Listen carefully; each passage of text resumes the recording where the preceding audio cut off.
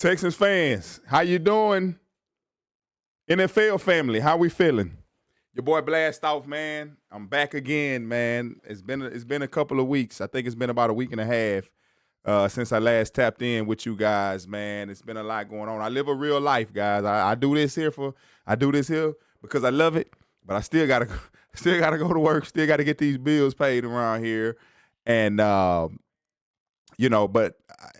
thing I'm gonna do is keep this shit here consistent. And one thing I'm gonna say is it's been a lot of changes that had happened since I last touched bases with you guys. Team had lost to the Chiefs, the Ravens had lost to the Bills, and the Eagles made it to the Super Bowl, and the Pats made it. Yeah, the Chiefs have made it to the Super Bowl. It's going down to New Orleans, man, and guess what? I'm gonna be down there. So if you see me, act like you know me, man. You see me with a daiquiri in my hand, you know what I'm saying? Cussing, mind your business, you know what I'm saying? But it's your boy D Blastoff, man, and I'm happy to be back here with you guys again. Texans got some what do you consider this? Good news. I got made changes already. They've made changes already, and one thing I'm gonna say is that I think it was just time. Bobby Slowik fired, guys. Nick Caley hired. Out with the old, in with the new. It's a new sheriff in town. If you tapped in onto the episode, you can see the title, man. It's a new sheriff in town. Your boy Bobby Slowik, man. He's gone, man. That Bobby Slowik era is over. I think that Bobby, I think that Bobby had his chance to, to prove to us what he could do, to prove and to regress the way that he did. I think is what led to him being dismissed off the team, man. Bobby Slowik is no longer our offensive coordinator. And then to top it off, there was some drama going on with, Bobby and CJ, if you believe the rumors.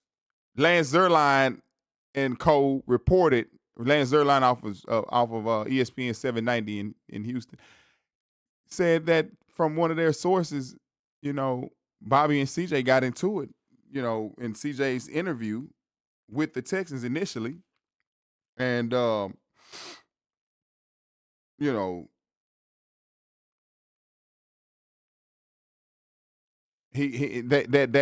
was some back and forth between CJ stepping in and, saying that when Bobby was going over some ideas with CJ during the interview, and CJ must have said something a certain way or whatever, and they had a lash out, and it was just like they were in each other's face. It was the rumor, and it was, and man, if you tapped in with this team and you really tapped in, you knew that something came up about them having some disagreements early on.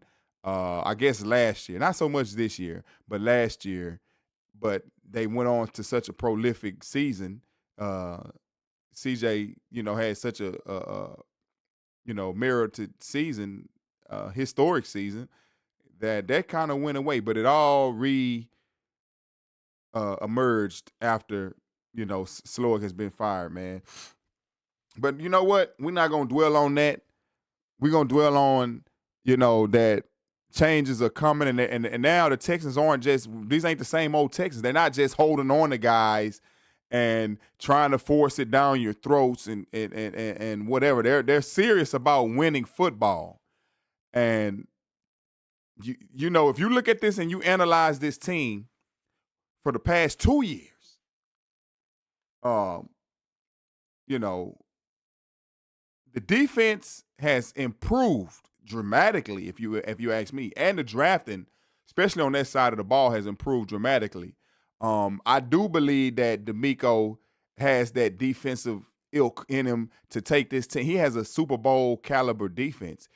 the last game they played against Pat and Co in the divisional round, Patrick didn't target the receivers, but Xavier Worthy a couple of times. And yeah, he made his plays, but the whole premise of the game was to just D-Hop didn't catch a ball. And one thing I want to say is congratulations to D-Hop, man. I'm not hating, bro. If D-Hop wins the Super Bowl, guess what? I'm gonna be proud for the brother. Because guess what? D-Hop deserves it. D-Hop deserves to win a Super Bowl, man.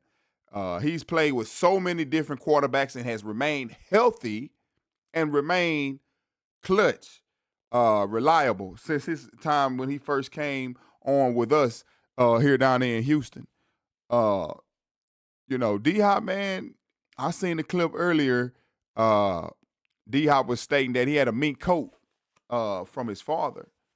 That he told his father that he wasn't going to put that, or maybe his father told him not to wear this coat until, you either get married or you're playing in the Super Bowl or whatnot or whatever. And he say, hey, I ain't married, but I am headed to the Super Bowl, so I'm finna wear this coat. Hey, man, shout out. That's like having a trader collector's card in your back pocket that's very expensive that nobody else knew about, that that nobody else knew about, and you're gonna go ahead and keep up with the collector's card and don't sell it. You keep it. So I'm curious to see this mink coat, man. I don't know if he showed it yet, but I just seen the clip. He may have showed the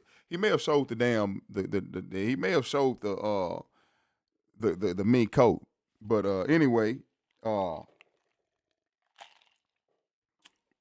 it's change is coming, man. Bobby Slowik's out. We're going to start to be part of, I guess, the McVay tree. Nick Caley hails from the Sean McVay tree.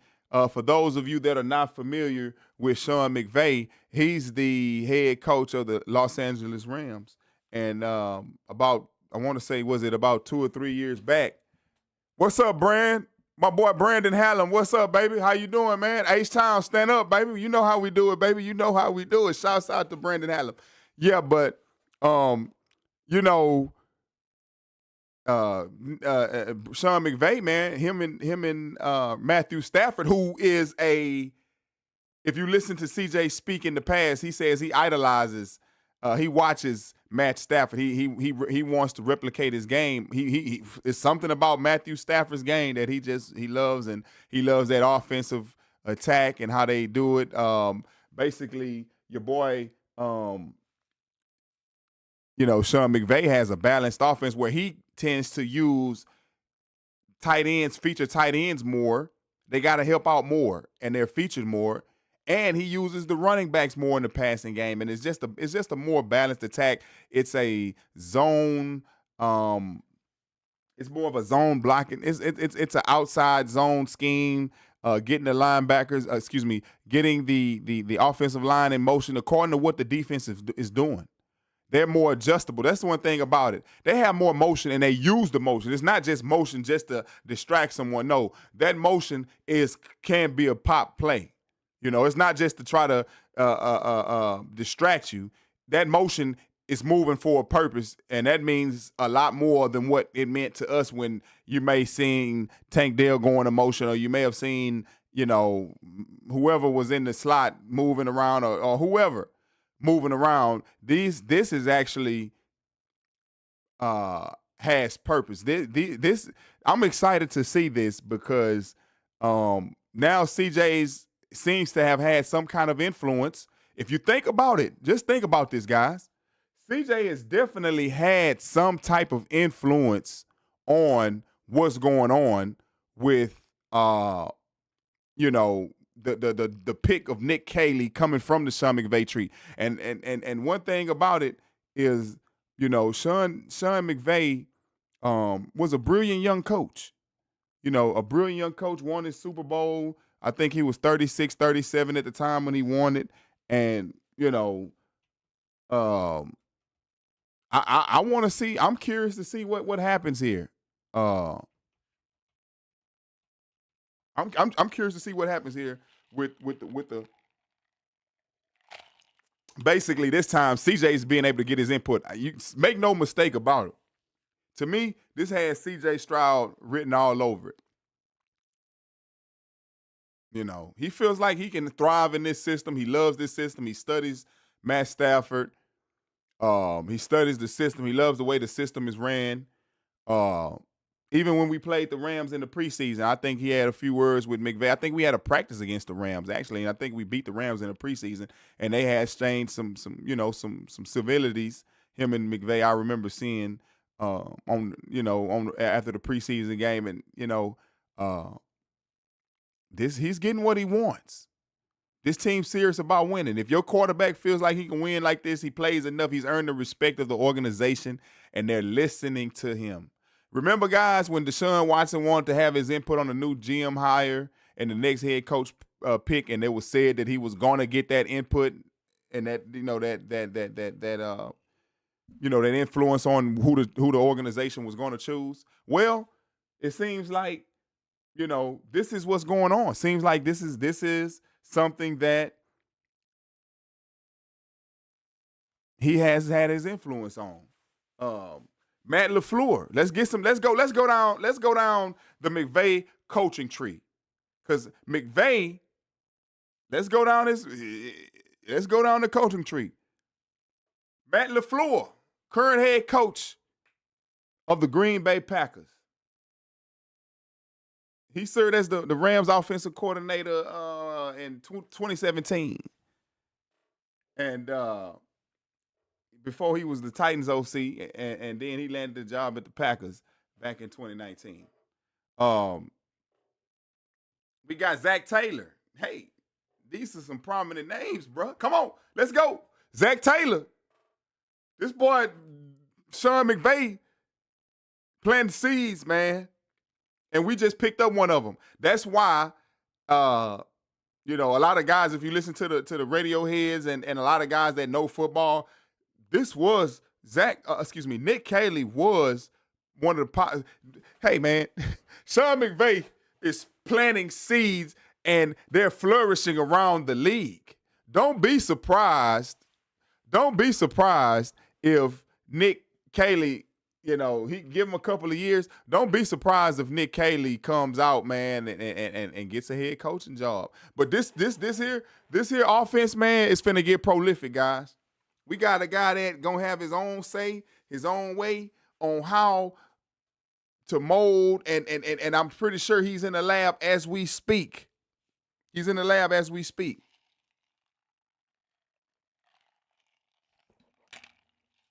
I'm pretty sure he's watching some tape, man. Excitement is all over him. He's got a new job. He perform here. He wants to perform because guess why? He can get a head coaching job.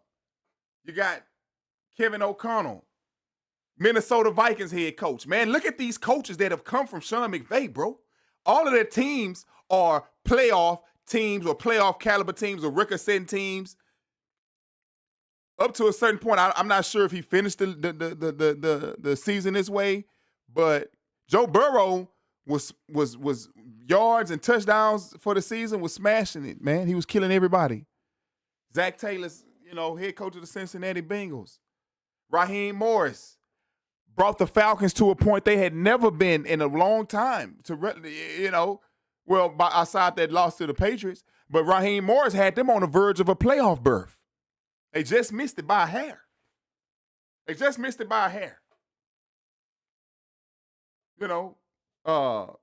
Shane Waldron now, he's the current offensive coordinator of the Chicago Bears.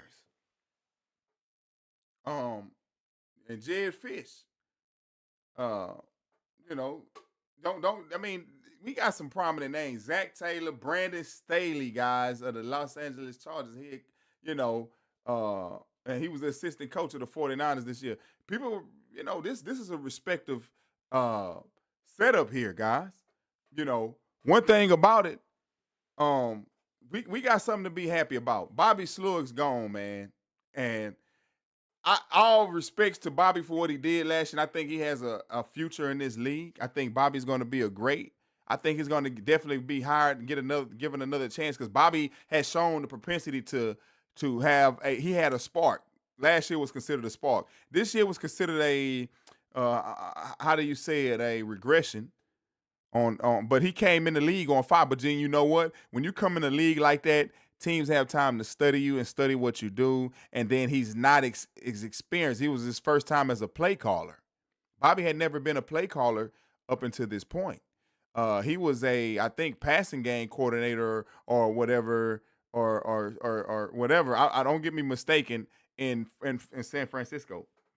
He was DeMeco's buddy, and DeMeco gave his buddy an opportunity. And so I would be thankful for DeMeco, regardless if he's lost his job here, because DeMeco gave you a platform for the world to see what you can do. And I like what he did pretty much in that last game against the Chiefs, but it could have been better. It could have been better. And it's not Bobby's fault that the offensive line wasn't blocking the way that they should have been blocking throughout this season. It's not Bobby's fault that, well, you know what? He called the play that got Tank Dell hurt last game against the Chiefs, but that's not his fault that freak accident happened. It's not his fault that Jalen Petrie went down. It's not his fault that Shaq Mason, and we're going to get on him, forgot how to play right guard after he just signed a big contract after he showed his ass last year. That was theft. You don't go – Dalton Schultz could be considered another one. I want to see. I'm curious to know what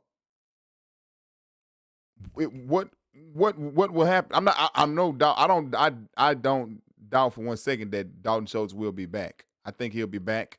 But I'm curious to know because Nick Caley was a tight ends coach as well as a passing game coordinator for the LA Rams. But I'm curious to know, what will Dalton Schultz's role be? Brevin Jordan, will he come back after he missed pretty much the whole season? I think he missed the whole season. What will happen with the offense now? Who's in and who's out? I've seen it. It's been rumored. I think that it's confirmed that Gerard Johnson, CJ's QB coach, will be remaining. He will be remaining on the team, and I applaud that because because everything wasn't broken. The defense wasn't broken. We had some bad strings of snake-bitten luck on the offense. We just need to add to the defense, and I think we need a receiver. What y'all guys think, man? I think we need a receiver, man. I think we're gonna need a receiver. Cause Tank, man, Mitchie wasn't cutting it. Mitchie wasn't cutting it, dude, and Hutchinson, he still, he hadn't hit that pinnacle. But you know what? I'm gonna say something. This year for Hutchinson is his breakout year.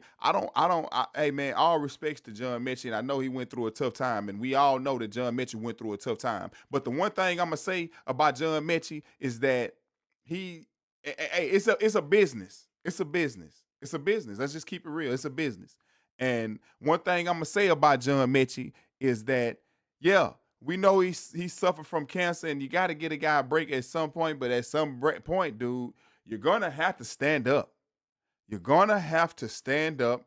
You're going to have to, turn this thing to another level because there's no excuses. He's a veteran now. He's a veteran. John Mechie is a veteran. And, he could have easily replaced Tank Dell. But, hey, you can only do what you can do. What your talents allow. Will Tank Dell ever come back and be the same? Who knows? Who knows? Will Tank Dell ever come back and be the same? Who knows, man? He had a pretty significant knee injury. But, I want to know what you guys think about, the Super Bowl coming up here, man. Who y'all riding with? Hey, it's hard to go. It's hard. You got to go. Look, for a lot of Texans fans and Houston fans, a lot of Houston fans, if you're from Houston, I want to know from the ones from Houston, who you riding with? Because it's a hard choice because we got DeAndre Hopkins that it's still beloved in the city. It wasn't. I don't, as a true Texan fan, I don't blame DeAndre Hopkins for him being traded out. We had a cult here with Jack Easterby and Bill O'Brien wanting folks to be Boy Scouts and not be normal people. And so that's what cost DeAndre Hopkins his job, because that was one of the worst trades in the history of football, to be honest with you. Brandon Halem said, what's up, baby? He says, we saw D'Amico elevate defensive players, but didn't really. Yes. I ain't even got to read the rest. I'm going to read it because you put it. But I'm already in agreement with you, bro. We saw D'Amico elevate defensive players, but didn't really see Slowik elevate the performance of our offensive players. Exactly, man. Bravo. You hitting that on the head. That's why he's gone. You can't. They were pissed off at you, bro. We got the defense saving us some games. We had the defense saving us some games. This offense was the retarded golf. Oh, excuse me. You can't use that language on. You don't want to insult. Excuse me. The dim-witted brother of the defense. The offense was the dim-witted little brother of the defense. They were not complimentary. Oh my goodness. If this team was complimentary, oh my goodness, we would have had a number 1 or number 2 seed. Number 1 seed. We would have beat Kansas City. I say we would have beat Kansas City if we would have had a competent offense, because the defense played to the level that we needed to play. And then that goes back to, and this is one thing I will say. I will say this, though. In the history of the Texans, this is the closest of competency in complementary football that the team has played ever. Because throughout, I'm saying in the entirety of a season, this is the most complementary football that the team has played ever. I'm telling you right now, take that check, put that on anybody in professional Houston sports talk to tell me, even though it didn't look like we wanted to look today, even though it didn't look like the way we wanted it to look this year, it was still the best. And I'm going to tell you why. This was still the most complete team that we've had throughout the entirety of a season. And this is what I'm going to explain. Let me go into depth and explain it. That 2011-2012 season, the Texans probably were going to go to the Super Bowl if Matt Schaub had never got his foot stepped, had got what was it? I forgot the injury, but had Schaub, Albert Haynesworth stepped on his foot, and I forgot the dang name of the injury, but Matt was gone for the season, man, close to the end season, the Redskins. They stepped on his foot at the goal line on the goal line sneak, and he was lost. But that Matt Schaub was balling out of control, man. And that was the most complete team through all the season.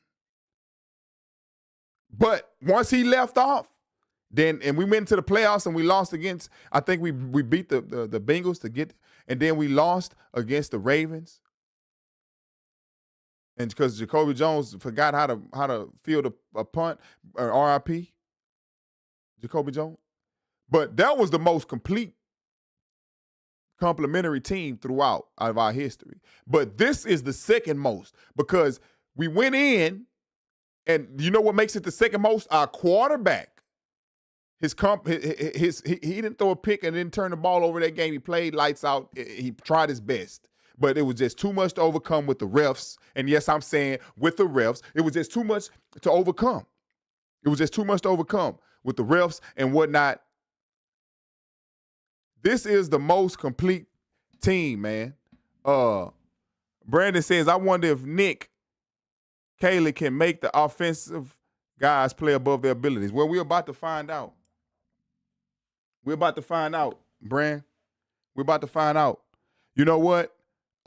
If all those names I ran down that's currently coaching in the NFL as head coaches or whatnot or whatever, Zach Taylor, and Kevin O'Connell, Raheem Morris, and even Brandon Staley. As I know he's the assistant coach, but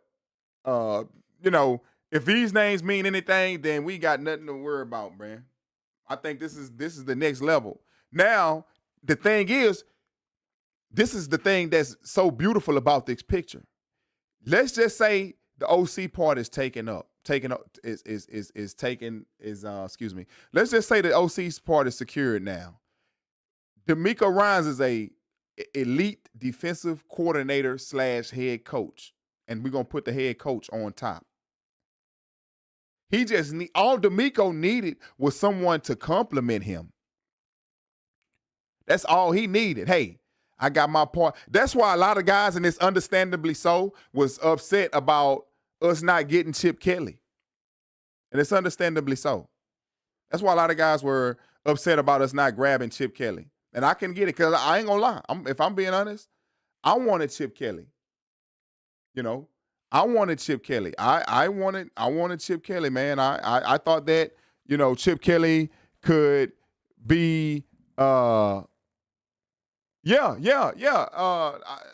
new sheriff, some of the same deputies. And you know what? Shout out to Backstreet Marine. New sheriff, some of the same deputies. You know what I'm gonna say? I'm agree with you on about that.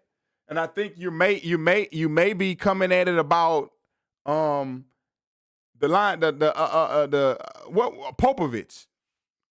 Popovich, he's been promoted to offensive line coach, and he was on the staff this past season. But it wasn't him; it was Strausser that was the offensive line coach. But Popovich is I don't remember his first name, bro. But I just know that he's been promoted and he's part of but he didn't have. It's like I ain't gonna go there. I ain't getting political. But Popovich, you can't. Let's get a guy a chance, man. That's all you can do. You gotta promote some of your guys internally. Now we can't just fire the whole staff. I think some of us want us to just fire the whole staff, clean out. No, maybe they saw something. We gotta trust this organization. We gotta trust Nick Caserio. First of all, I trust Caserio. He's the general manager. He's the ultimate say of the hires and the fires of this team. He listens to his staff. He listens to the head coaches, but he has the ultimate say as far as below Cal of who stays and goes. And I trust Nick Caserio's evaluation of talent. I think he's sat and listened to Popovich, and Popovich is respected now. We're not going to just sit there and just wipe the plate. And that's why Gerard Johnson is still here. That's probably what you mean too. Gerard Johnson's there as CJ Stroud's QB coach. And I trust you got to let these guys have relationships. You don't just switch out Gerard Johnson. He's been coaching this guy since, if I'm not mistaken, they were youth. He was a youth. Straight up. But yeah, absolutely. But the thing is that the main portions that's glaring, what was glaring on this team? Bobby Slowik's play calling, man, his boring, his inability to adapt, his inability to get the best out of his guys. I don't know why Joe Mixon wasn't featured in this passing game. I don't know why Dameon Pierce didn't see the field more. Dameon Pierce, if he can run those kickbacks like that, you can get him in open space then. Because he was catching that ball in open space, and then he was making something happen. Stop trying to rush him through the line like the traditional running back play. Open it up for Dameon Pierce and feature him in the passing game. Have a 2-back set, split backs, and feature the guy in the passing game or whatever. Give him something to think about. He can catch, and he can create once he catches in open space. That's people that can watch football can see this and think, man, I can do better with this guy. Look at this guy constantly, and it wasn't a fluke. He can break tackles. It's hard to get him down in the open field. Dameon Pierce was harder to get down in the open field than Joe Mixon. I'm going to tell you that off the bat. Dameon Pierce was harder to get off the field than Joe Mixon when he was in open space. I don't know if Joe Mixon could have caught those kicks from the 10 and whatever and run those back, man. That ain't no fluke what Dameon Pierce do. And I bet you Nick Caley see that. You got to be a good evaluator of talent, and that's something that Slowik didn't know, get the best out of your guys based on what you're facing. Brandon Hallam says, I guess Caley and Cole Popovich already had a relationship too. I don't know. I know Cole Popovich. I guess I know that he was on this. I know Cole was retained and he was on this staff. I'm not sure. I know that Caserio and Popovich had. Caserio and Caley. I think they may have been different generations, but they went to the same high school. And they came from the same. They were on the same staff when they won those 2 Super Bowls, 17 and 2017 and whatever. But when you think about it, man, the Texans, that was so frustrating for me watching it. For me as a fan watching it, and they'll call us coaches, what they call us, couch QBs or couch coaches or whatever. I don't care. Yeah, that's the word. Yeah, that's right. Oh, okay, that's the word. Okay, so I didn't. You put me on something. This is what this is about, guys. This is real Texans talk. Y'all, let's split game. Let's back and forth with each other. Hey, y'all teaching me something. I'm telling you what I know. I got a camera on me, and I want to just talk to fans that's like me and football fanatics of the Houston Texans and whoever. It don't matter. I just want to talk football, man. Especially about my Houston Texans. I'm not hating on nobody else's organization, but this is what this is about, guys. So, hey, my Backstreet Marine says he was O-line coach in New England, if I'm not. Okay. Well, then that means that he has experience. I didn't know that. I didn't know that Popovich was I knew that Caley, had experience out in New England, And we can't just all dismiss New England coaches like, here we go again. No, we can't do that. We learned, if you haven't learned that with Nick Caley, see, that was a reason why that turned Deshaun Watson off and a lot of people, because why can't you guys remember, if you're a real Texans historian, between 2016 and 2020, they were in the same building. Right on. But if you guys all remember, after we lost to the Chiefs in the Divisional Round in 2020 in such an ugly fashion, they were talking about getting Nick Caserio, and we were hit with tampering charges because Jack Easterby, who was on our staff now, went out there and was chatting Nick Caserio like, hey, come out here, man. They want you out here. They can use you out here. And then they were watching, they see everything. What is Easterby doing talking? Somebody was peeping game, like, what Easterby doing? He for the Texans. Why they sitting there? I wonder if they talk what they talking about in that corner over there. And the Texans tried to get him at the back off till his contract expired with the Patriots. And then, they were all kind of round table rumors going on about a bunch of prominent coaches that were going to help out GMs and former executives that were going to help the Texans make a decision on who they should hire as the GM and the new head coach.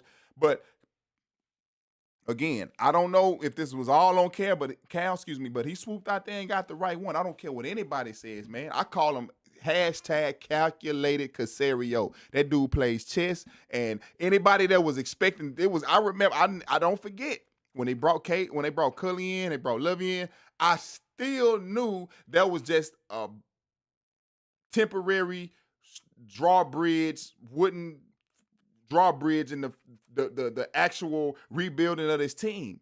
You can't tell me this guy ain't calculated the way he brought us to relevancy within 3 years. Within 3 years. You can't tell me that. They didn't, what you say, Brandon Hallam says, they didn't see the Eagles tampering for Saquon even when they admitted it. Oh, wow. NFL went light on the Falcons, who admitted the same thing this year, so they didn't have to punish the Eagles. Okay. Well, you know what? They hate on us, man. They hate on us, man. And this was the first year, I'm going to honestly say, that I think the world realized it. I think the world realized that we were bamboozled, because I can play all kind of clips where I think the world recognized that we were bamboozled. When it comes to momentum, you're playing the Chiefs. You're playing the example of the NFL. You're playing the elite, the best of the best. The guy got 2 or 3 rings already. You can't drop the ball. And I think that momentum is everything. So by those refs and the Pat. We all saw Pat flop, and I heard Goodell talking out there and doing a little interview about how they're not gonna in the they're not gonna input a flopping rule, even though Pat flopped, man. But okay, you ain't gonna input that. But if somebody's faking hurt, what does that mean for the game? And you call excuse me, they're faking hurt, and then you blow the flag, and you toss the flag. What does that mean for the integrity of the game? We want to see this thing cleaned up. We want to, man, please. People don't know that the Eagles are, if you ask me, it ain't no question about it. Eagles are a more complete team than the Chiefs. But the Chiefs are more experienced, and let me tell you what, man. You're Andy Reid, when it comes to men, he's a Bobby Fischer of men. He's a Magnus Carlsen of men. He plays chess. He knows when and where to put the people in the right positions. He knows, man, I've loved Andy Reid. I can't lie. I've been an Eagles fan when it was Donovan McNabb and T.O. and Deuce Staley and Brian Risbrook and all those guys, man.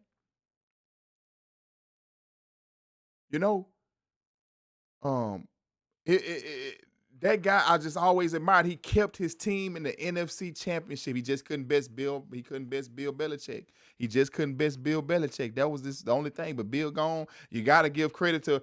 Now, Andy Reid is the new Bill Belichick, man. And he's trying to surpass him. I think he's 67 now. I think they talking about him, asking him, is he going to retire? He says he's coming back next year.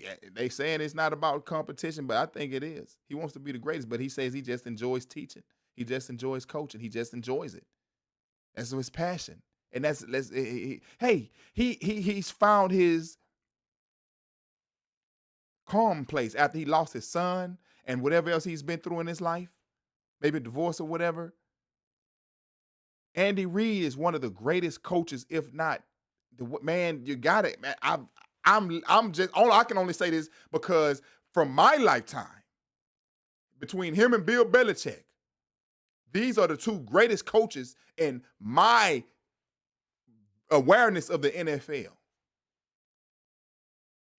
And we used to complain about the Patriots the same way. Now they cheating, deflating balls, they getting all the calls, yada, yada, yada.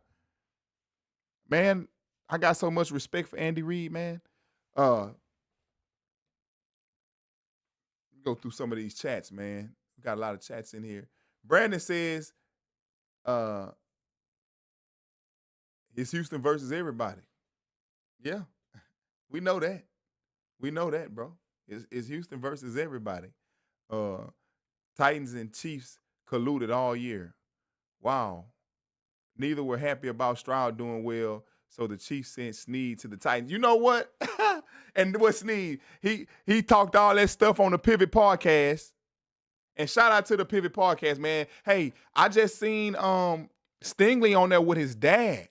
And that looks like a great, interesting interview.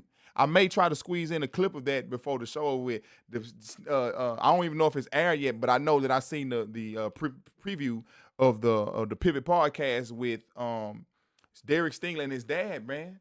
Derek Stingley and his father on there together doing the interview, man. That looks good, man. But yeah, and Snead didn't see the field, man. He didn't even see the field to touch us. I don't think he played us none game this year. He was hurt. Neither was happy about Stroud. Then the Chiefs needed a favor, so the Titans sent them D-Hop. You know what? Man, this dude is spitting game. Hey, bro, I didn't think about that. The way you put that, I didn't think about that. You're right. They colluded. What is this about the Texans? Maybe they, you know what? Before Stephon got hurt and before Stephon, hey, if we would have had all hands on deck, we would have ran through this league, bro, because everybody would have been able to get in their groove. It would just been too much. It would have just been too much. They were able to key on Nico Collins in this game. But you got Stephon Diggs, you got Tank Dell, who can have a breakaway game. Tank Dell was having a breakaway game before he got injured in Kansas City the first game. You know what? They saw, the league took notice, and Andy Reid is a chess player. Andy Reid, you might be right, bro. I didn't think of it like that. Andy Reid may have sat there and said, you know what? That's our deepest, because think about it. I respect DeMeco. You know, I know he respects DeMeco because he didn't try DeMeco in that last divisional round game. He didn't test those cornerbacks. He really wants our cornerback. If he could snatch Stingley or Lassiter away, oh, man, they would do it. Oh, man, if we can get one more corner, slot corner, or whatever, nickel, whatever, because if Petrie is good, man, but he played too hard. If we get one more backup, oh, man. This team was built. This defense was built really nasty. So, yeah, I agree with you there, bro. I agree with you there. The Chiefs didn't want to face Aziz, so they told the Titans, yeah. Oh, hey, man, what's going on with you, man? You telling me something? Are you really in God, dog, you hit it. This is crazy. I didn't think about that, bro. I did not think about that. You were spitting you preaching, bro. You preaching. He says, Brandon Hallam says, then the Chiefs didn't want to face Aziz, so they told the Titans organization employee Ramon Foster, who was the one who made the decision to keep the suspension upheld. I think Aziz was spending, was it? I don't remember the game, but it was a lot. He missed that first Chiefs game. And then, you know what, though? It didn't do him no good to come into that next game because he forgot how to cover, man, because Travis Kelce ate us up. And he was there, too. That was collusion, bro. Man, that's deep, bro. You going down a rabbit hole, dude. This is crazy, dude. They told the Titans organization employee Ramon Foster to not accept Al Shire appeal so they could stay banned versus the Chiefs. Hey, they were scared of it, man. He's a dog, And Backstreet Marine says Andy is a weapon himself. Man, that's what I'm saying, bro. That's exactly what I'm saying. Andy Reid his mental is a weapon himself. The guy plays chess. He's a master in coaching and personnel and getting people in the right places. And you know what? You got great coaches in the league. But Andy, that's why they win so many close games. I think they only lost one game in the regular season because Andy has had so much experience that he even knows how to manipulate the closing of the game. The closing of the game. I wouldn't be surprised if Andy taught Mahomes how to play like that. How to flop. And Will Anderson tackling you. And, oh, my God, it was the most egregious hit you ever took in your life. Oh, you're running out on the sideline, and, oh, that was the most egregious push out of bounds you ever took in your life. It's all part of the game. You got to use, hey, shout out to them. It's a loophole that's currently there that they're using. Can't knock them. You got to use every fiber in your being to win. If somebody's got you pinned down on the ground and they pounding you down, you got to get out of there. So if you got to take a chunk out of them because you bit the chunk out the arm and get them up off of you got to do it. That's just real life. Whatever rules that there are that's open to you to use, you have to use them. And Andy is the master of this game at this current moment.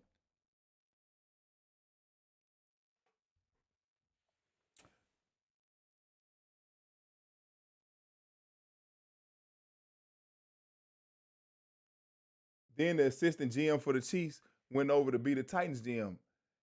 Is that current? Because I know they fired the guy. Oh, my God, is that current? Is that current? Somebody explain that to me. That's scary.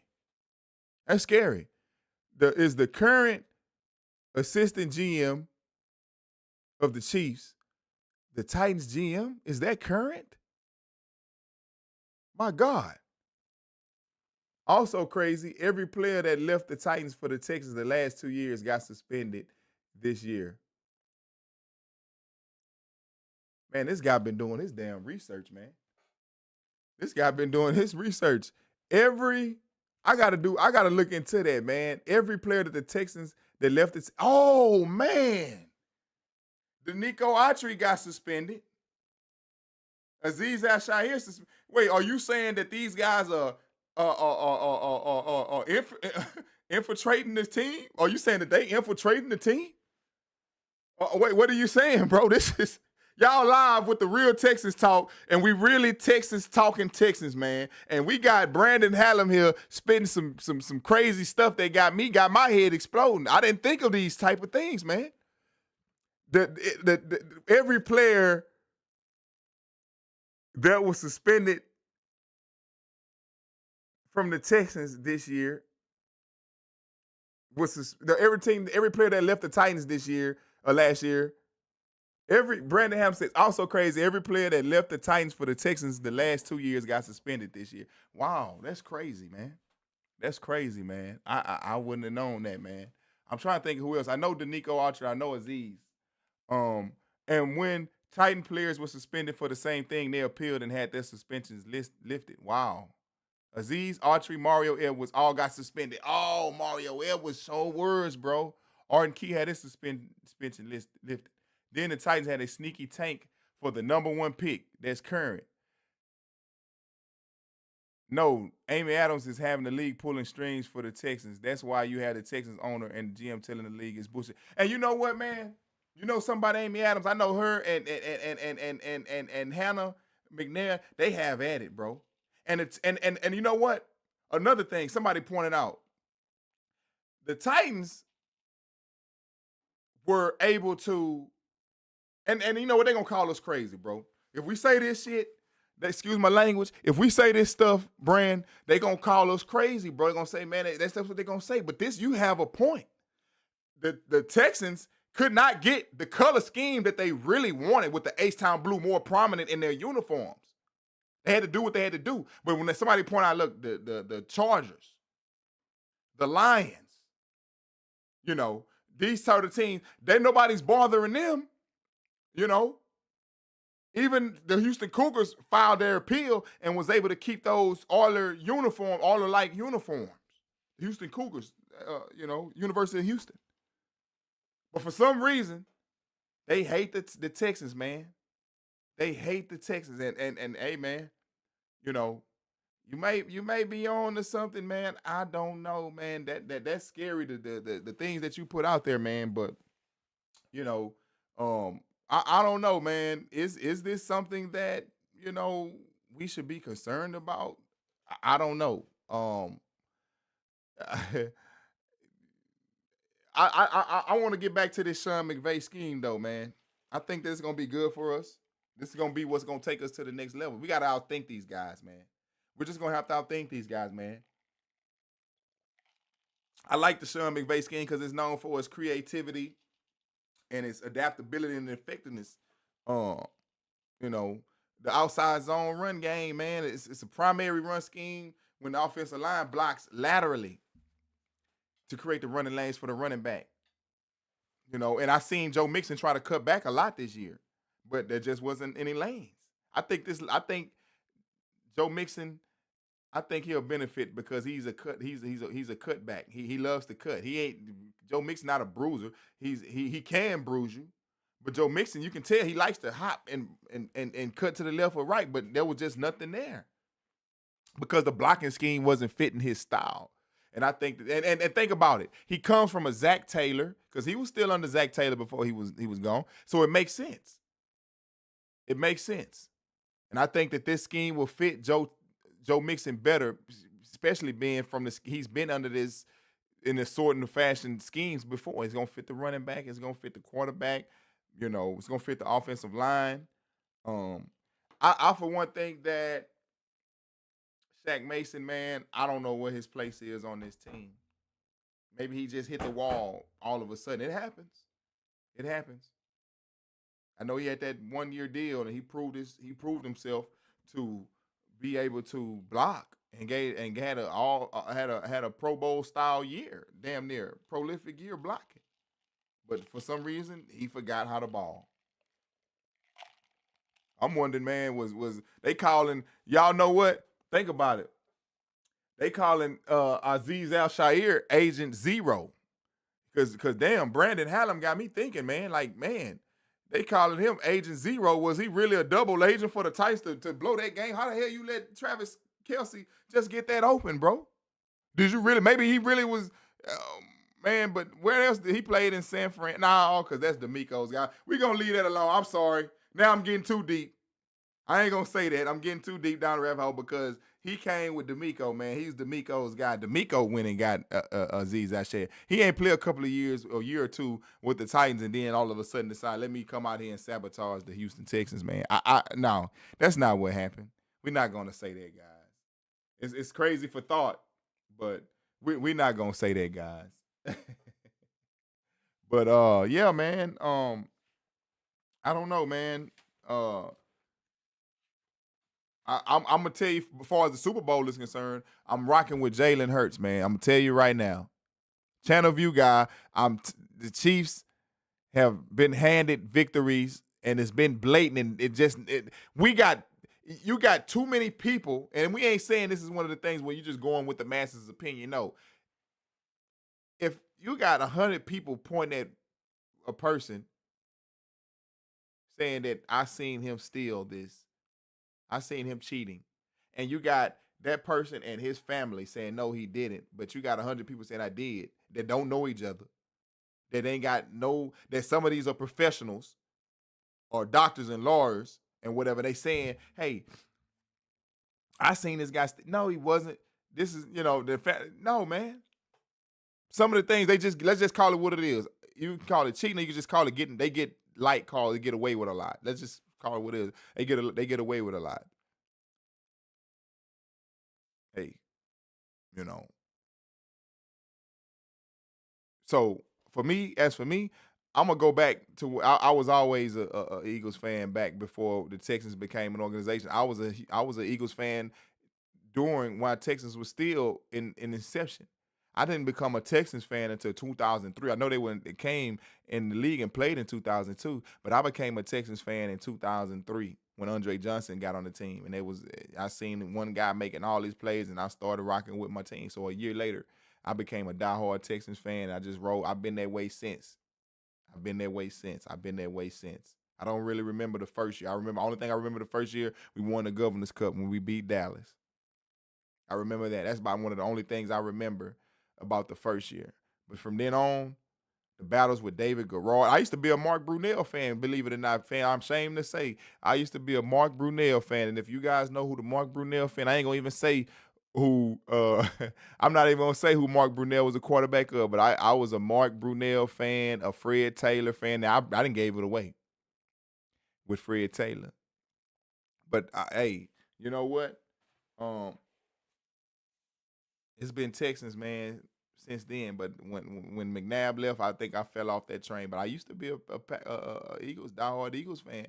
I guess I will go back this one game because of Jalen Hurts, man, and because of the fact that I want to.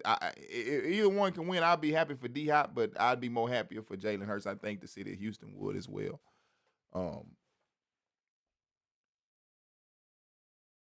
Brandon Hallam says you also know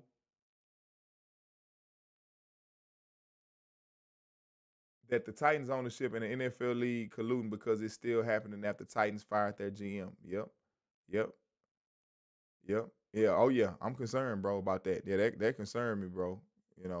It's possible, but I can't point fingers at our own guy.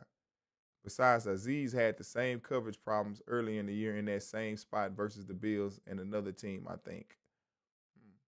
I know we maybe towards the end because I know we were handling Josh Allen 9 for 30 if I still remember that stat line.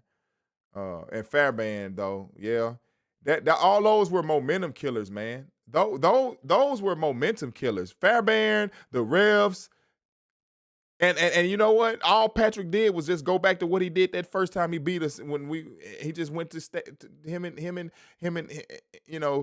Travis Kelce turned it on. That's what the same thing. If you go back and watch that 2020 tape, Travis Kelce single-handedly damn near brought that team back. Him and Pat and Travis. Pat and Travis drag routes, crossing routes, drag routes. No safety, no linebackers could stop this guy. I don't understand why we didn't assign somebody like even Eric. Well, I know he had to be in the backfield, but somebody like Stingley, switch him off, because I would have. I don't know, man. That was weird to me that we just allowed Kelce to just do us like this, like one-man army, man. Patrick Mahomes had 170-something yards, 77 if I'm not mistaken. And if I'm not mistaken, Travis had like 111, 115 yards. Man, my God. That tells you the tail of the tape. That tells you the tail of the tape.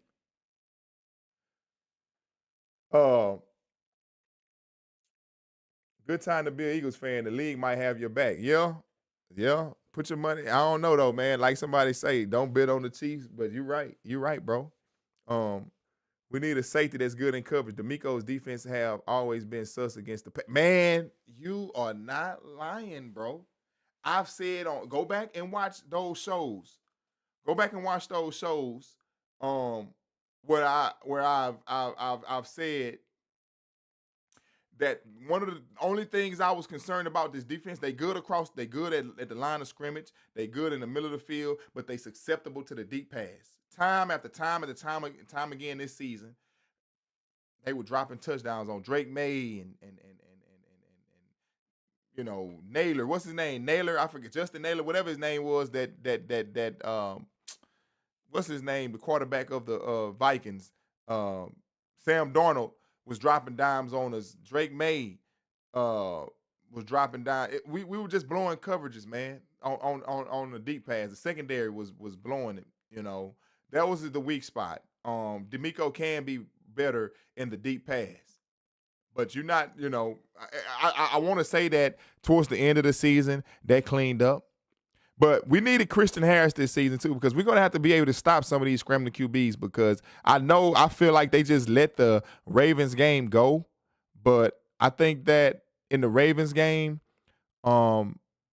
I think they were just burned out and tired from those that 3-game stretch within 11 days or 13 days, 11 days. I think they were just tired. And they were like, hey, if they take it, they take it. We're not going to kill ourselves. We got to get into the playoffs and do what we got to do there. We got to just make it to the playoffs. I think that was the mentality there. But nevertheless, we still going to have something, something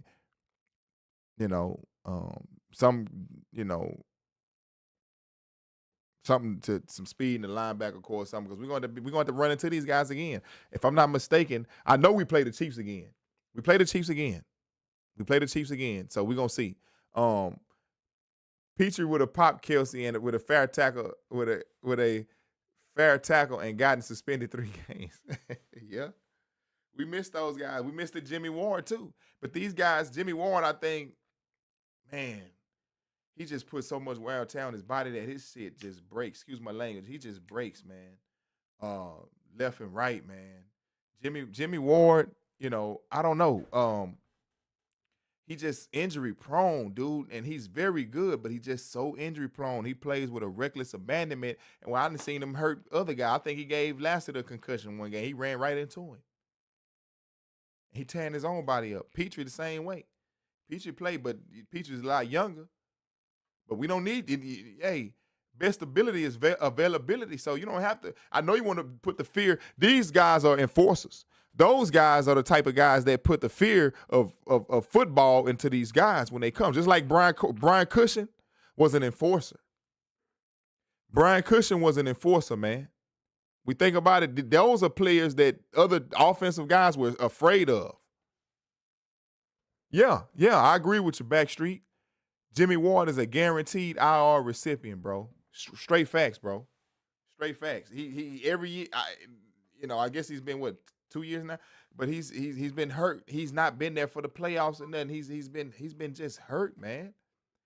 And I love Jimmy Ward. He brings that experience and that tenacity. But what good is any of that if you're not? You should be a coach then. Be a DB coach, bro.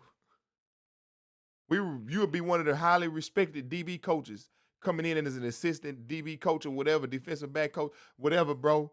But you gotta stay healthy. And I love Jimmy Ward, man. But the best ability is availability. So what's good is all this smacking them in the mouth. But if you tearing your own body up, we need you on the field, bro. Play more cerebral, man, and less savage, man. If it's gonna cost you, your body's not, your mind and your play skills are built for the savagery, but unfortunately, your body's telling you something different. Petrie, don't turn into a Jimmy Ward. I think Jimmy Ward had that influence on Petrie, man. You know what I'm saying? Because Petrie was playing more cerebral his first year. Petrie was, we sure thought we had a elite safety, a young, high-pick safety coming in, but unfortunately, unfortunately, the way you look at it, he's a better slot nickelback than he is at safety. Kalen Bullock is a true safety, man. That dude's a ball hawk. We need somebody to compliment him. Because Jimmy Ward can if he can stay healthy. But Jimmy Ward is not available. And no disrespect. We love you, bro. You gotta play with your brain, whatever. Gotta treat the line up like Petrie is the nickel and Ward is the backup nickel. Maybe so, bro. But one way or the other, I find that, Ward is gonna be hurt, man, regardless. Some kind of way. He's gonna do something regardless. He gonna end up getting hurt, man. But yeah, man. If we thinking about it, man, this innovative. It's gonna be an innovative play call, man. If we're gonna base this off of some of Caley's learned lessons from, and he's gonna definitely be his own person, but you can't help but learn and adapt and initiate the things that you have taught. And McVay is one of those guys that seems to be teaching his guys. He's a great teacher, and it's like having a training school. Let's just call McVay a training school. You got other training schools. Bill Belichick, I want to say Bill Belichick was one of the most horrible training schools as a coaching tree that you can come out of. I don't remember many other coaches that come off of Bill Belichick's training school that have come on to be successful enough to win Super Bowls or whatever. Somebody correct me if I'm wrong. But McVay, he puts his teams in winning positions constantly. Kevin O'Connell, Zach Taylor, these guys, McVay went, to the Super Bowl at 37, 38 years old, if I'm not mistaken, man. And he seems to get the best. The guys seem to get the best from him. He's definitely putting his people in the best position. He just got a versatile personnel package. I love what he does. He uses multiple tight ends and running backs and wide receivers to create the mismatches against the defense that which allow the offense to adapt to the strength of the players on the roster. So, like I was saying, get Dameon Pierce in space. That's where he operates best. He kicking. If you got a guy that then ran 2 or 3, kickoffs back for touchdowns in the last, 2 or 3 years, that ought to tell you something. That's not something easy to do. That means that's a space guy. Dameon Pierce has a place on this team if you use him right. I think he knows that. I think that expect Dameon Pierce, if Nick Caley has any value in this coaching game, any weight worth his whatever they're saying is, I don't know, somebody, but this guy would be able. I would try to use Dameon Pierce more in the passing game as well. Use mixing for sure, but you can put up a package for Dameon Pierce. You can put up a package for Dameon Pierce, man. And I want to know about this offensive line, man. Who can fit in this offensive line? People want to knock Laramie Tunsil. He had a rough go early on in the season, the first 5, 6 games, maybe 7 games. But, you know, Laramie pretty much cleaned up his act the rest of the season, man. So I think that Laramie, there's no more. You're not that elite, bro. You're elite, but you're not that good to where you got it. Well, we know Laramie gonna protect his side. He can get veterans rest day. He can get. No, man, you need to be getting there, getting your timing right. And I'm pretty sure now with this new offense and this new case, he ain't got no choice. It's a whole new offensive scheme. It's a whole new offensive coordinator coming in. He's not gonna have any time off. He gonna have to be if he, hey, because there was rumors from what I heard. It's just rumors now that the Kansas City Chiefs was in discussions with the Texans about trade for Thompson. Don't do it. They're gonna win another one off the rip. Don't do it. Don't trade nothing to the Chiefs of that much value. You're just setting them up for another Super Bowl run because you best believe Andy Reid is going to get the best out of his guys.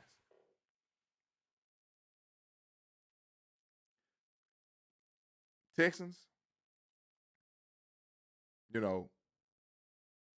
what do you guys think, man? Are you guys excited? I, for one, would have liked Chip Kelly. I could have seen myself fooling with Chip Kelly, to be honest with you, because I like the experience that Chip Kelly bring, but I don't think that the Texans were that serious about getting Chip Kelly and bringing him in here, man. I don't think that the Texans were all too serious about you know I think Chip Kelly may want to be a head coach again. And he went over to Las Vegas and Pete Carroll is like 71 years old. Pete Carroll might be going for another 1 or 2 years. And Chip Kelly accepted a job that, and we got to play the Raiders this year, if I'm not mistaken. Yep, we got to play the Raiders this year. And that's going to be a whole lot of experience on the offense and the defensive sides of the ball. Expect the Raiders to make a better improvement. Expect the Raiders to be I expect the Raiders to be a perennial playoff team. On the cusp. It's gonna we. They say that our team our schedule was we should make it 11 again. It's gonna be a tough schedule. We got playoff team. We got the Rams. We got to go up against. Ain't that something? We got the Chiefs again in Kansas City. Why do they do us this way, guys? Why do they do us this way? I don't know. Um, Brandon says,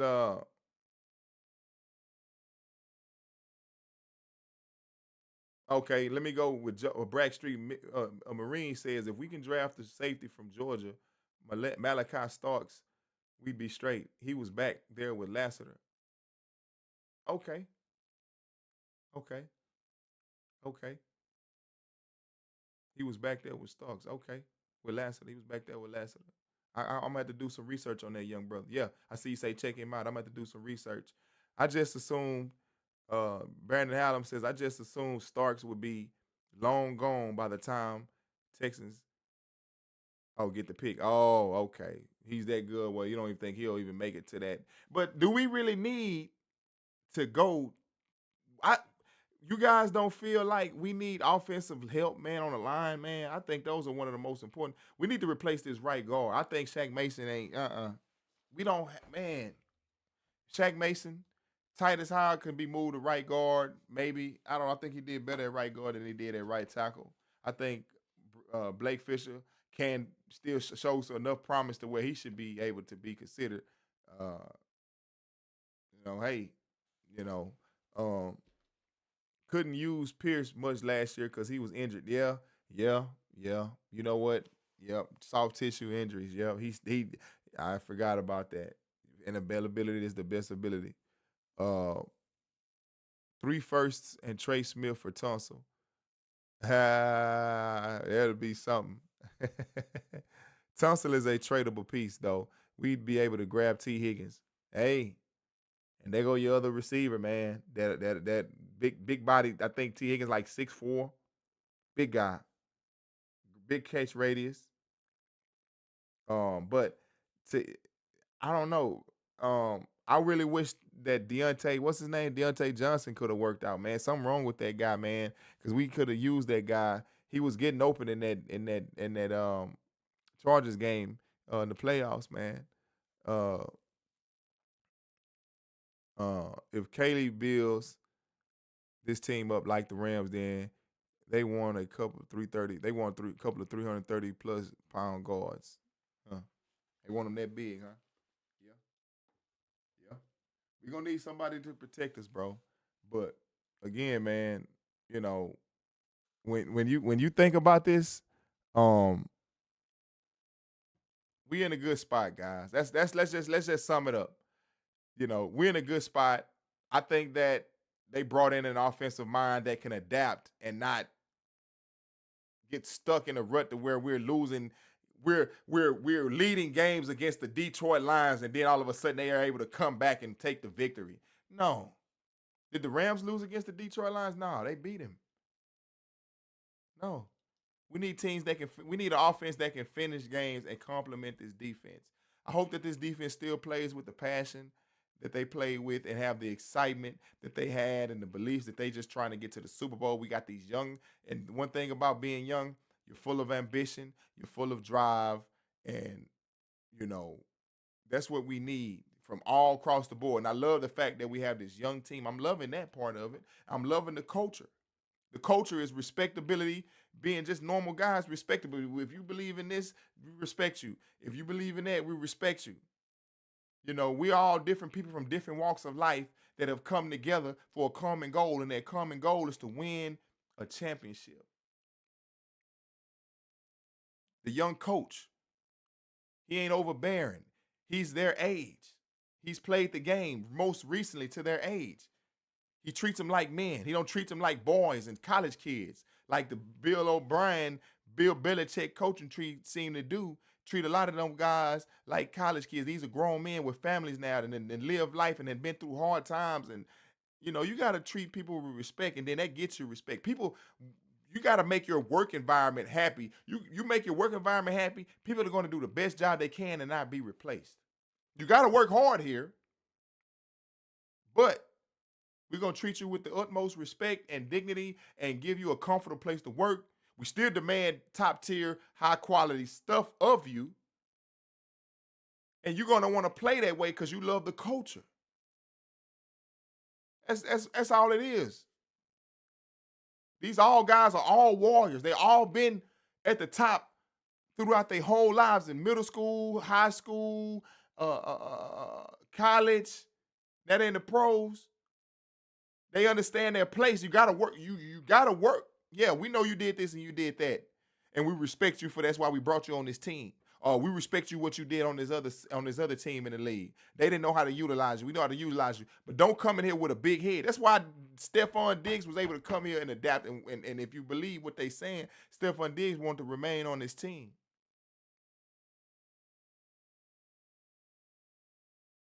He still wants to play here. It's up to the Texans if they want to re-sign him. But the thing is, it's the respect, man. It starts with respect across the board. Yeah, I'm this elite wide receiver, but hey, I still got to come in here and respect this man who's not on my level yet. He's a man. He plays football. I still got to respect him, and he respect me, and we on the same page because then that brings up the morale of the team. Nobody is greater than the will of the common goal of winning it all, and that's what I think that we headed to, man. So, you know, I'm gonna read a couple of more of these chats, man, and you know, I know it's late, man, and we all got things to do, but Nick doesn't want to draft. Nick doesn't draft O lineman well. You know what? Hey, let me think. Let me think.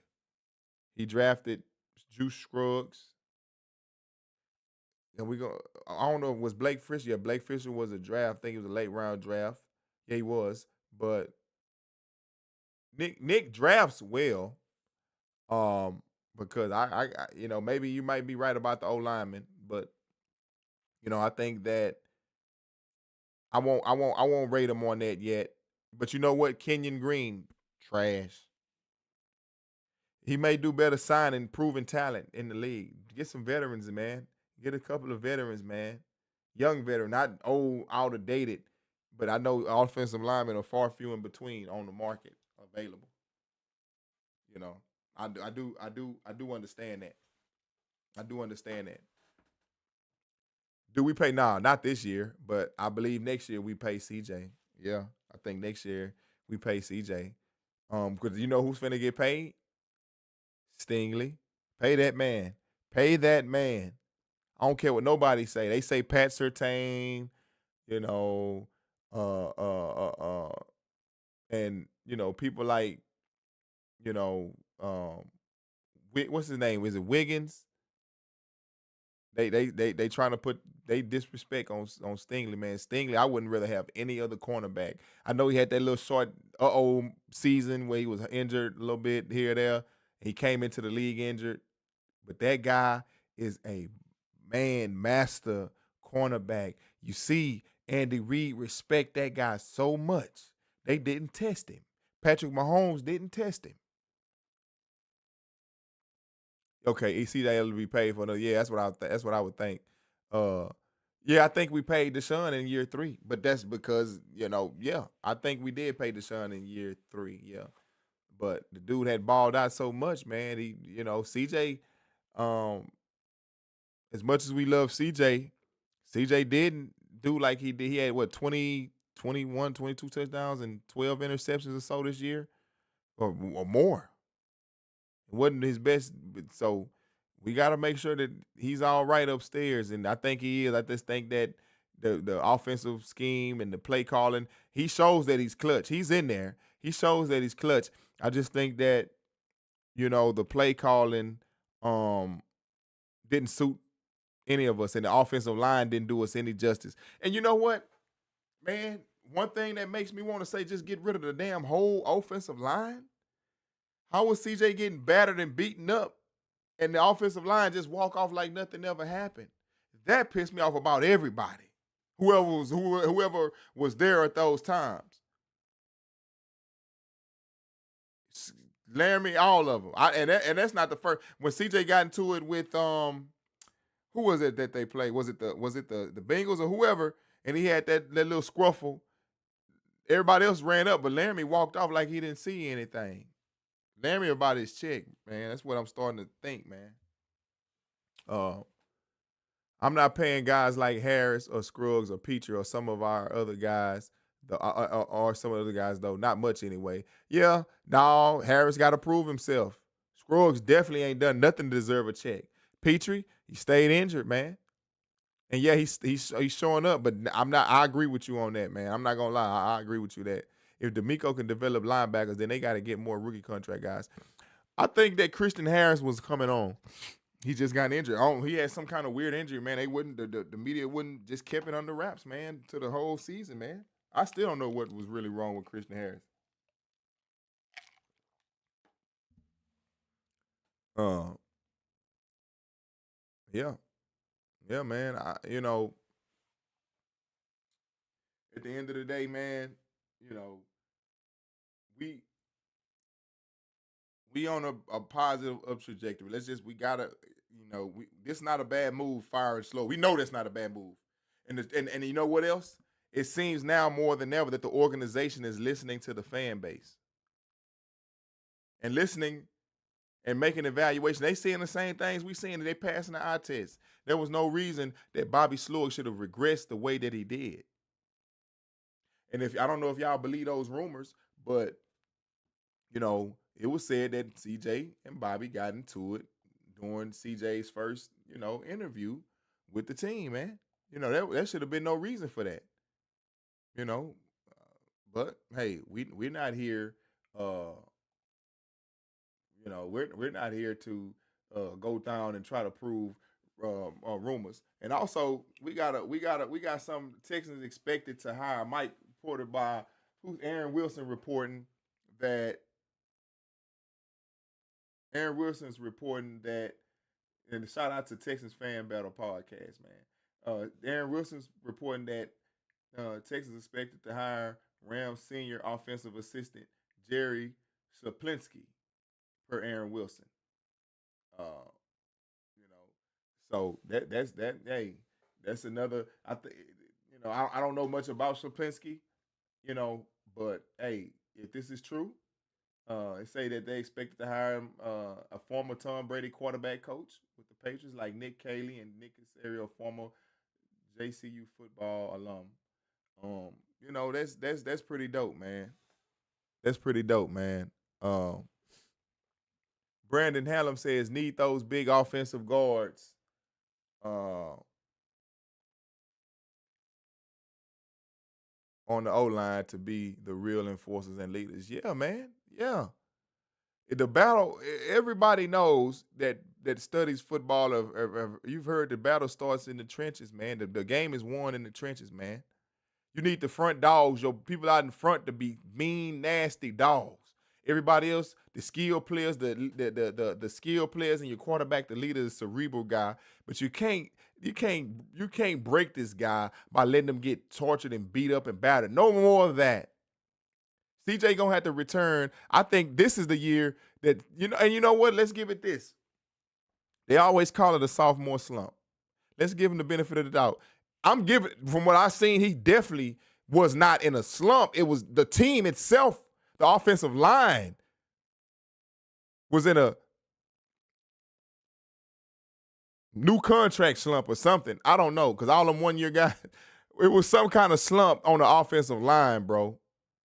The guy getting battered and beaten like he's never had before. Of course, his mental went through some things and he battled through it. From what I can see, he still retained. It was some games where it looked shaky and this and that. But at the end of the day, when it came, the lights was the brightest. In the playoffs, CJ stood strong and tall and made the plays, the scrambling plays, and made the throws. I forget who said this quote, but that Chargers game, when they botched that snap, 2024, CJ botched that snap, but 2023, CJ picked it up. And he was 2023 CJ from the rest of the season, man, for the rest of the playoffs. And I know he had to get out of his own head. And you know what? It wasn't even that. You can't blame the guy. The offensive line, he was second most sacked in the league. My God. My God. Come on, man.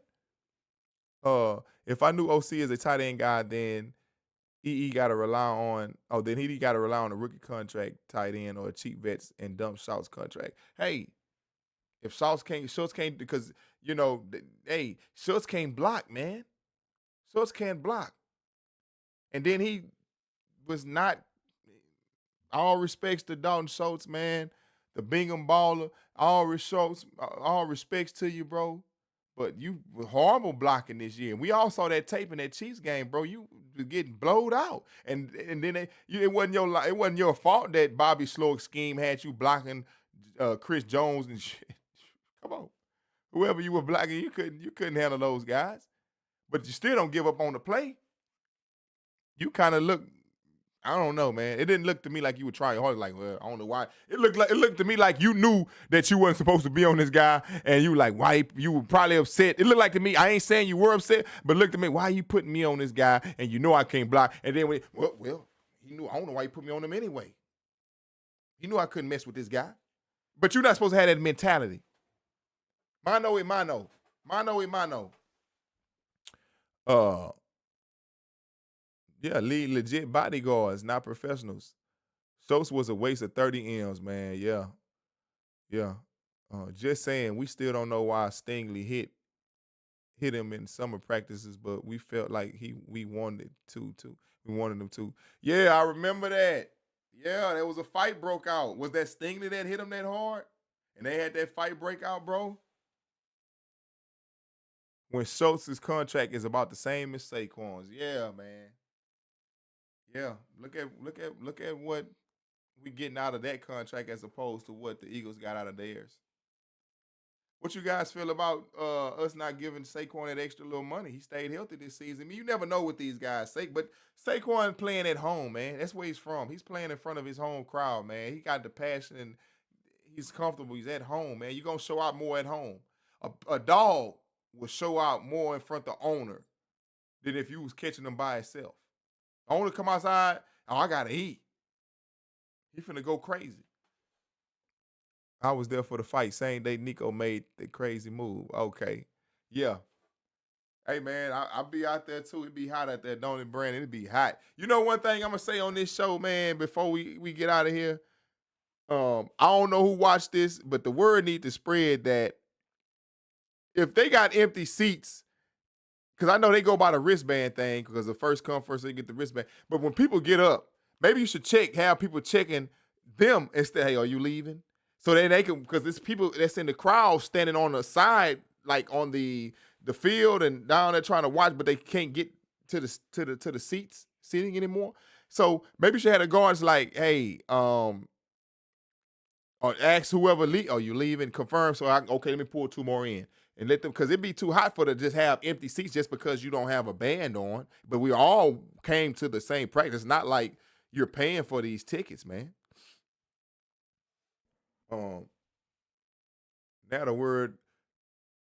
Now the word is he took less money to play for the Eagles than the Texans and the Bears. Wow. Yeah, you ain't lying, dude. Yeah, you ain't lying. If that's true, it just speaks. He just wanted to play home, bro. He just wanted to go home, man. I think that he wanted to go home, man. Check this out. I want to know what you guys think about this, man. Look at what we had to deal with. I had a couple of clips I want to play before we get out of here. I want to hear you guys to know that when I was speaking about how the world this time along, when you said it's NFL against the Texans, but the world knew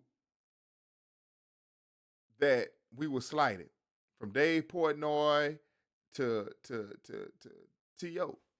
And I'm going to show you a clip right here, guys. I want you guys' opinions on what you think happened here, guys. Check this out. I'm going to play this clip, man, and before we get out of here, dude.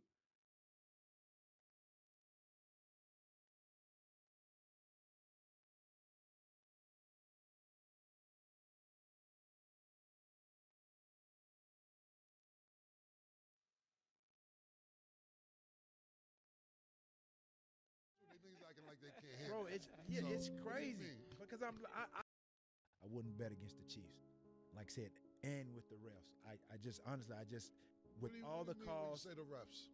I've been talking about the refs too. They niggas acting like they can't hear. Bro, it's crazy because I played the game, man. I'm watching the game and I'm looking at all these calls that that's benefiting the Kansas City Chiefs. Look at the game before against the Texans. Bro, Mahomes is smart. He dinking around. He causing the flag. You know what I mean? He's getting the benefit of it. He didn't even get hit. 15-yard flag. The guy, Will Anderson, barely hit him. That can stop the momentum of the game. Yeah. At that point in time, the Houston Texans were in the game. Those calls right there advances them, give them extra downs. It changed the whole complexity of the game. Do you think this has been going on all season with Kansas City or just as recently? With the referees. You can even go back to the last couple of Super Bowl, even when the Niners played the Super Bowl. Look at all the holding calls. If you watch that tape, bro, it was crazy. They were getting clotheslined, and they were not calling it, bro. It is blatant calls that were missed, like That's obvious. the word I've been looking for, blatant. Shit is blatant, man. Bro, it's blatant and obvious. Like it's unreal. And I've never thought. I've texted him. I'm like, I never thought I would say that. I thought games were rigged, or somebody got some plays in it. Bro, it is unreal at the amount of calls that are not called against the Kansas City Chiefs that are called against everybody else.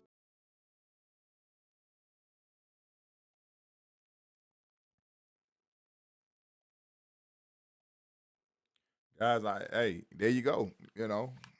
Hey, man, we get the short end of the stick. But again, that's where I get in saying that I believe that, people are starting to recognize that we are, hey, it might be a conspiracy against us, especially according to Brandon, man, because those points you hit earlier, from the point where you were like the suspensions, to the suspensions being held by the personnel, to the GM from the Chiefs getting sent over there, and the original GM, they got recently fired. Hey, man, I don't know, man. It's crazy, guy. Crazy. Refs in the KC stripes is crazy work. Yeah. Yeah, man.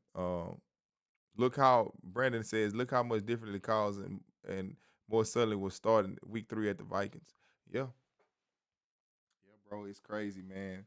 But Anyway, guys, man, it's been real to all the real ones tapping in. It's been fun, man. We're gonna do it again soon, man. I wanna go ahead and get my pick 'em. I think that that's gonna be a crazy game. I think that I'm picking the Chiefs. Excuse me.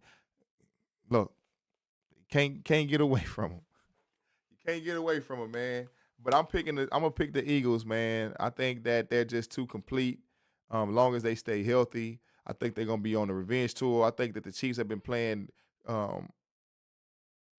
close, keeping their ball too close to the vest, and they can't play this game close. They were able to run off last week on, when they beat the Bills. But one thing I will say is that, you know, Andy Reid, man, I wouldn't put him past him if he kept his playbook under wraps, because the way they were able to run off and score them 30 points against the Bills when they weren't putting up points like that. Hey, they trying to do the three-peat. Hey man, I'm going with the Eagles, man. But you guys, man, like I say, I want to thank you guys again, man. All of you that tapped in, appreciate the chat, man. It was a very productive, informative conversation. This is what this is about. This is what fans and football fanatics do, especially the Texans fan base. Man, hey, much love to you guys, man, that tapped in and were able to engage with me, man. And it was very fun and enjoyable, man. And we'll be back on here in a couple of days, man, to maybe preview the Chiefs game or even further, see more further developments, what's going on with the team. But, hey, guys, this thing ain't going to stop. It's the Real Texans Talk, man. I am your host, Darryl Blastoff. I appreciate everybody for tapping in, man, again. And you guys have a blessed night. We'll keep it solid, keep it real, man. Keeping it real with your boy Blastoff on the Real Texans Talk. Peace out, guys. HTown, stand up, HTown.